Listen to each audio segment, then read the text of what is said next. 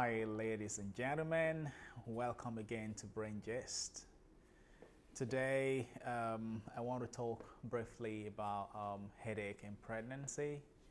I think it's a very important and germane topic.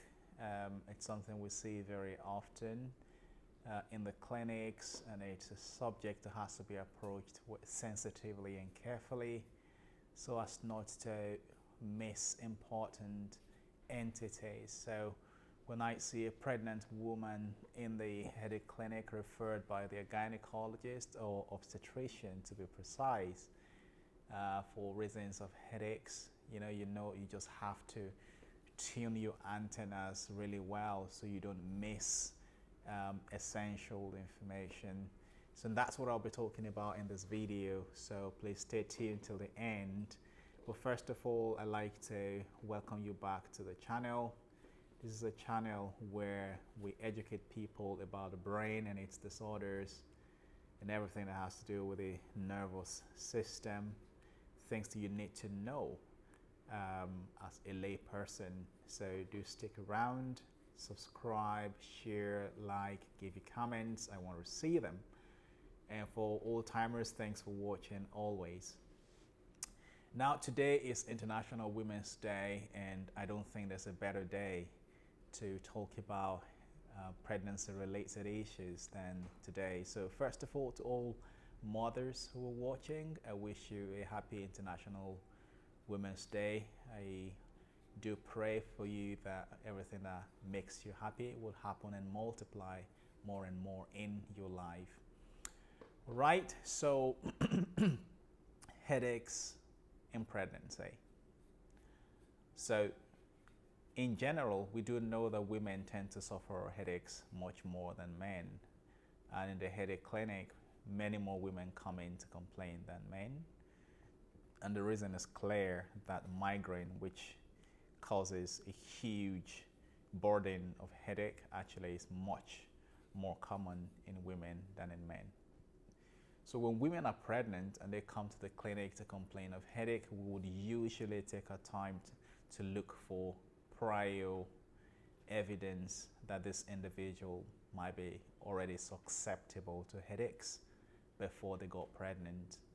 We usually would look for maybe signs of headaches around their menstrual periods in the past, maybe headaches when they were sleep deprived, headaches when they didn't eat on time, or whatever other pointers in their lives before they became pregnant, or the subtle evidences that could point us in the direction that these people already had existing predisposition to headaches before they became pregnant. And when we find such, then we heave a little sigh of relief that perhaps then we are getting pointers that the headaches that these people have come with in pregnancy is just reflective of what they were previously predisposed to, but now it's just gotten worse. And that leads me to the next point, and that is the fact that as pregnancy advances,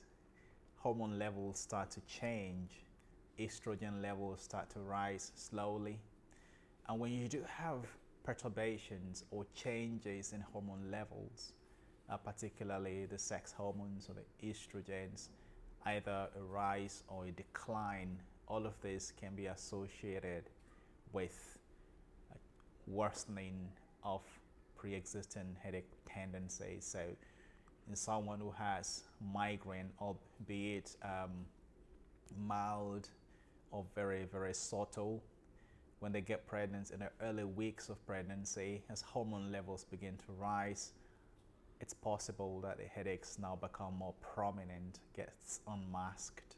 So this is probably the commonest cause for which headaches, worsen and they come to the clinic.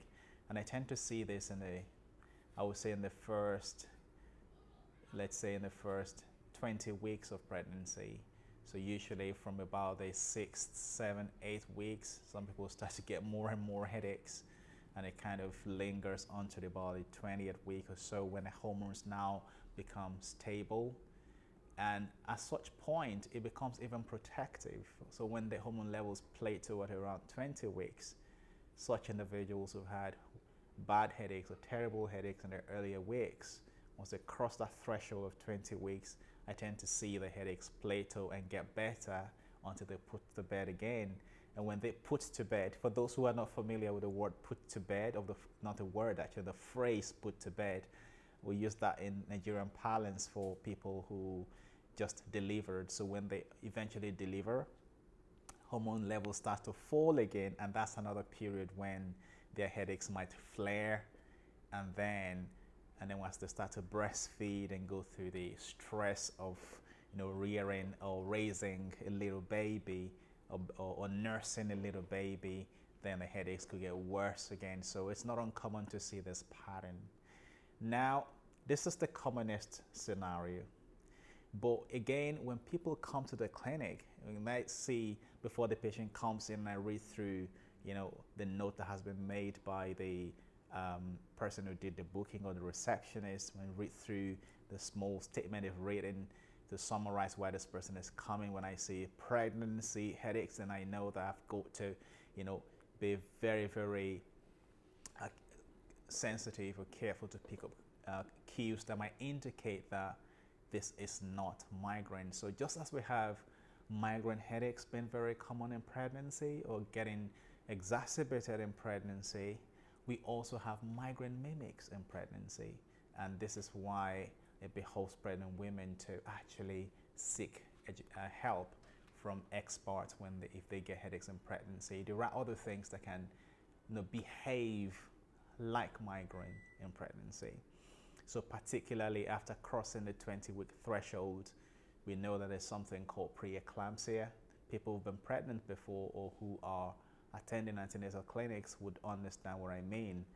So when people develop preeclampsia, that can come with headaches.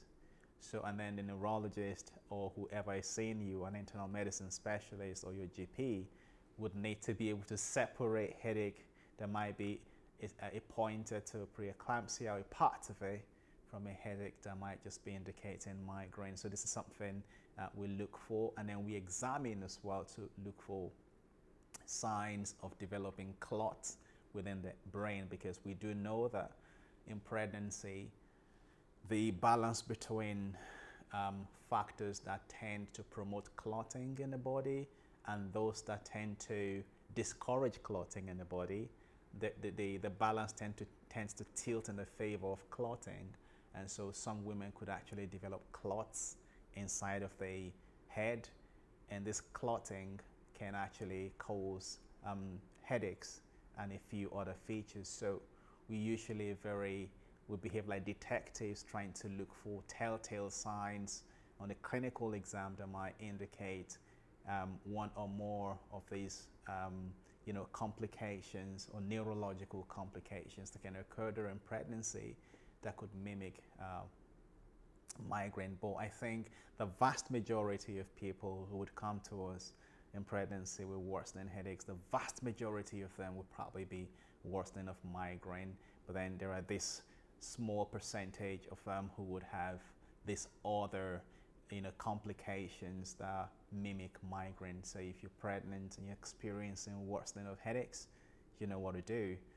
Find a neurologist or find a knowledgeable doctor in that aspect to help rule out all of these things. And sometimes, of course, a careful history taking from the doctor, careful examination will often help to tease out some of these issues.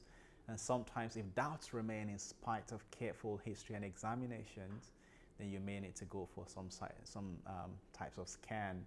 And in pregnancy, again, we're usually very careful, but we do know for sure that I think MRIs are quite safe.